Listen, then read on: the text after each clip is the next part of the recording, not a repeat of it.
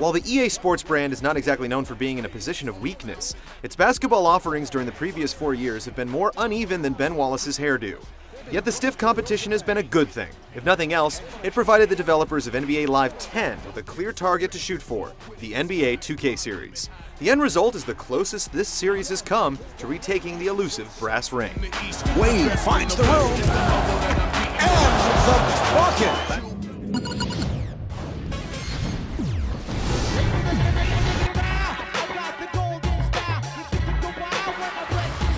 With so much of the attention spent on revamping the core gameplay, there are few surprises with NBA Live 10's game types.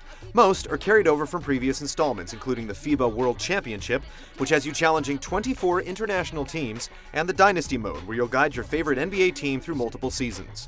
New options include jumping straight to the playoffs, selecting one of 3 crowd noises during exhibition games, and engaging in a dynamic season.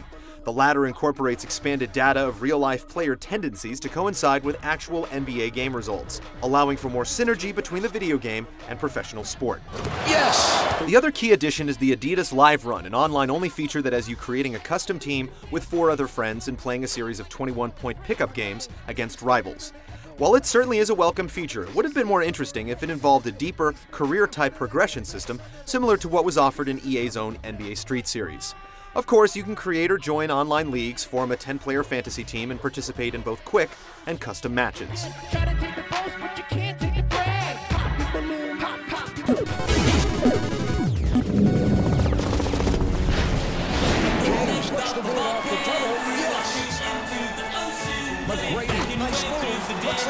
NBA Live earns high marks for significantly improving its gameplay from last year's title.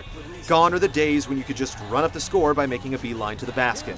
On the higher difficulty settings, the computer AI will effectively guard, follow team-specific playbooks, and reach out to intercept passes.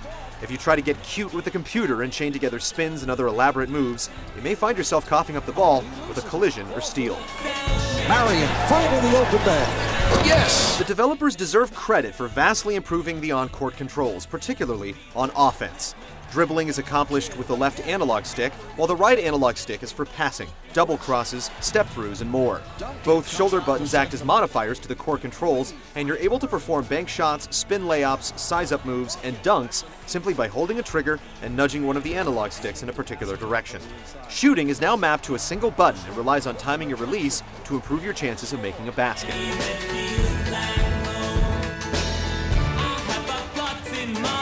Another nice touch is that your athletes have momentum, so if you burst forward with a surge of turbo, you won't be able to suddenly stop and turn on a dime.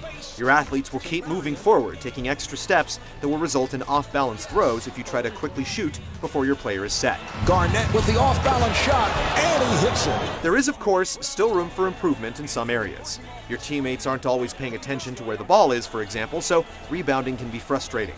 The computer can also be easily forced out of bounds near the sidelines. Yet you'll find that teams play like they do in real life, as do the stars. There are also 28 different sliders to help tweak the action to your liking on both sides of the ball. Delivery to Yao, and he hits it.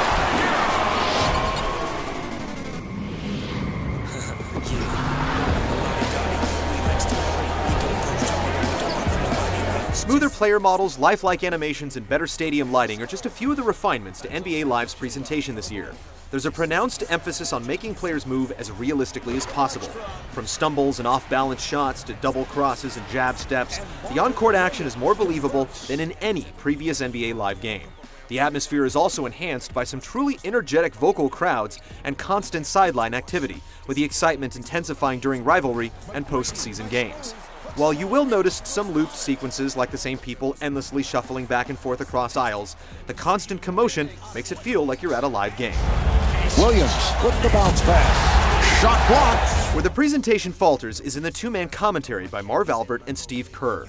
Albert is as spirited as you'd expect while making the calls, but Kerr's subdued analysis quickly grows tiresome once you realize he's spitting out the same exact lines over and over again. If your team starts building a lead, Kerr will say something like, "Things are spiraling out of control. The coach should have taken a timeout 6 to 8 minutes ago." The problem is that the computer did take a timeout, and it was a mere 2 minutes ago. Neither Albert nor Kerr react to what's actually happening in the game, other than scoring-related updates. Pass to Yao. They never mention if you're about to break an NBA or team record, for instance, nor will you hear much in the way of anecdotes, trivia, or other interesting factoids about players. Everything sounds generic, but you can always turn the broadcasters off and listen to the otherwise excellent arena and crowd noise.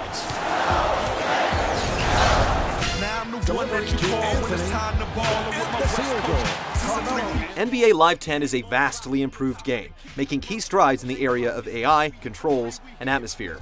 While there are a few stumbles here and there, Hoops fans sour on the franchise will be pleasantly surprised with what the developers were able to accomplish.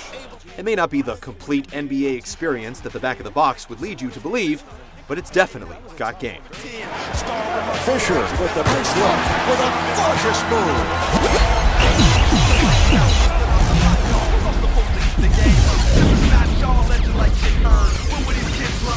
NBA live wire and get burned. Every time you see a Sherry